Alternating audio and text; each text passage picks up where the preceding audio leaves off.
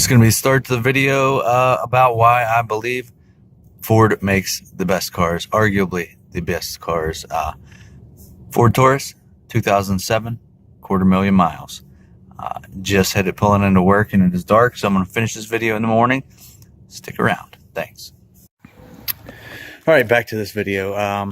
This is my reasoning behind this being the best car you can buy for $2,500.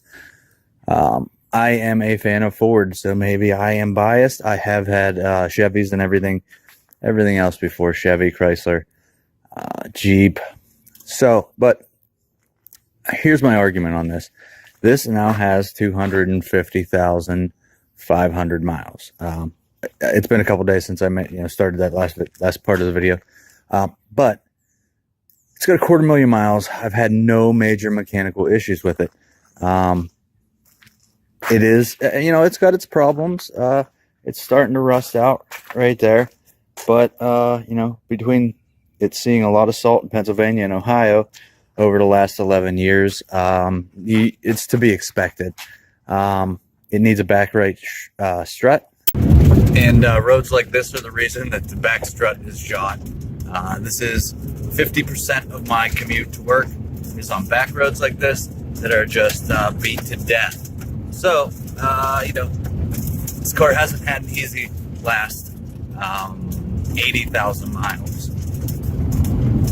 It could use a little work on the floorboards. It's starting to rust through under there just a little bit.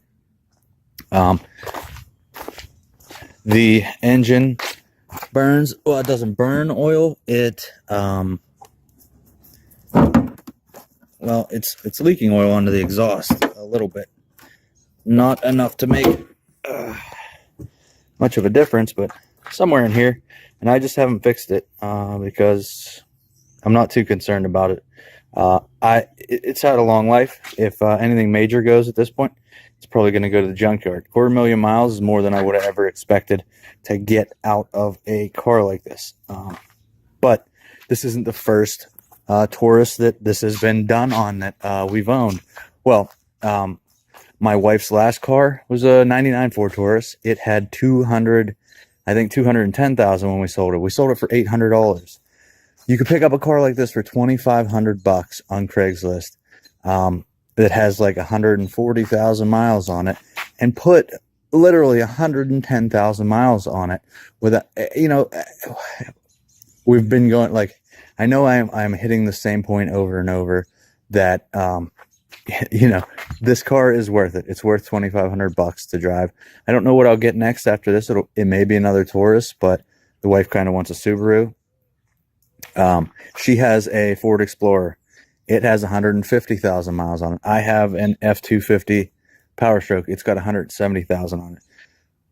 This is my argument why I go with Ford is I have 3 vehicles that have combined 500,000 miles on them, and I don't see any reason to get rid of them. They're not they're not in the shape that I'm worried about taking them anywhere. But I will start, if we get a Subaru, I will start driving her Explorer. She will drive a Subaru. If we get another one of these, I'll keep driving her back and forth to work because we put a lot of miles on. Now, I want to read you some statistics I did on this this car. This is a 2007, so and we did the same thing on a 99. So, I mean, it's not just this car. It's several cars. So,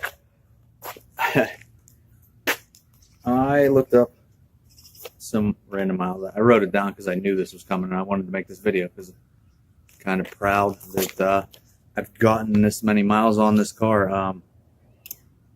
We got it with 170,000 miles on it, and I put all those on. But my wife's dad had it before us and put a lot of miles on highway.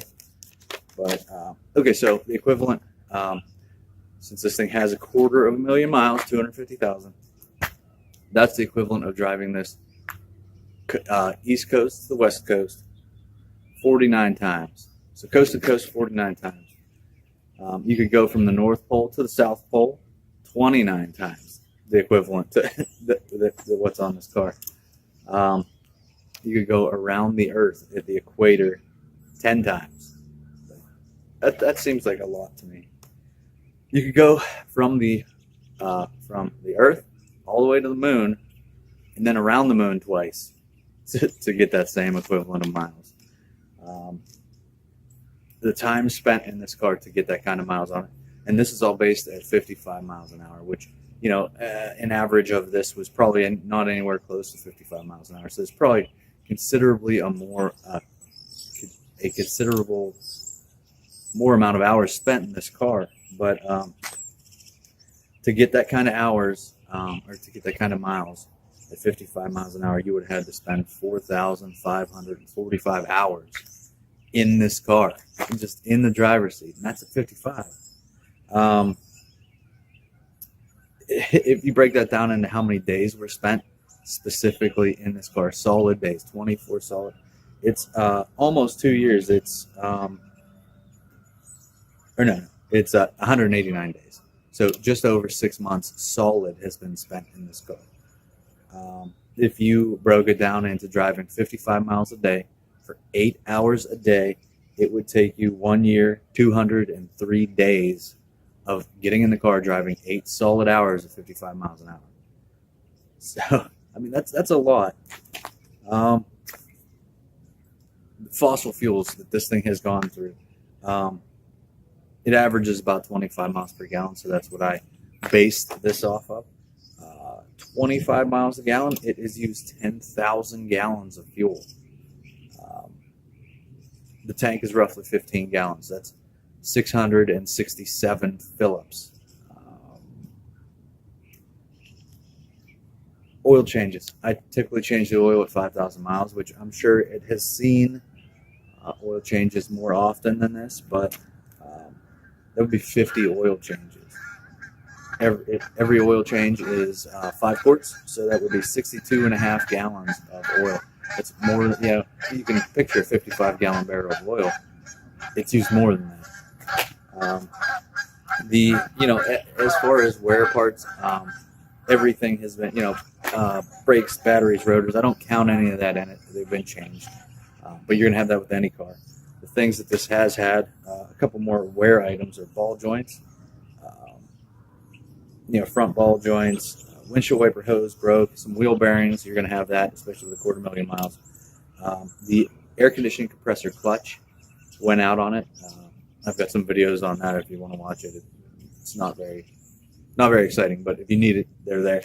A heat diverter door actuator, the little thing that makes it go from defrost to putting elsewhere in the cabin, it broke. That was not a big deal. The coil that sends the spark to the spark plugs, that went. Didn't leave me stranded. I've never been stranded in this car. Knock on wood. I will in a minute, but never left me stranded. That it just lost a cylinder, so I had to replace that. I changed the starter. I have a video on that. I bought the cheapest one on Amazon. This was about 10,000 miles ago. It went out. I don't want to spend more than $100 on this at this point, because it's it's never it doesn't owe me anything now. Or I don't know. Yeah, whatever. You know what I'm saying. I don't want to spend too much on it. I don't want it to nickel and dime me towards the end of its life. And that's pretty much it. I mean, it hasn't had anything major wrong with it. So if you're looking for a car, if you've made it this far, thank you for sticking around. But if you're looking for a car for like $2,500, you want it reliable and you want it to last for a while. That's my reason why it's worth it to me to get a Ford Taurus, to buy any Ford product. I know that there's going to be Chevy people out there that have the same scenario, and that's not what I'm trying to. It's not what I'm trying to convey here. I'm trying to convey that this car for $2,500 is well worth the money if you get a decent one.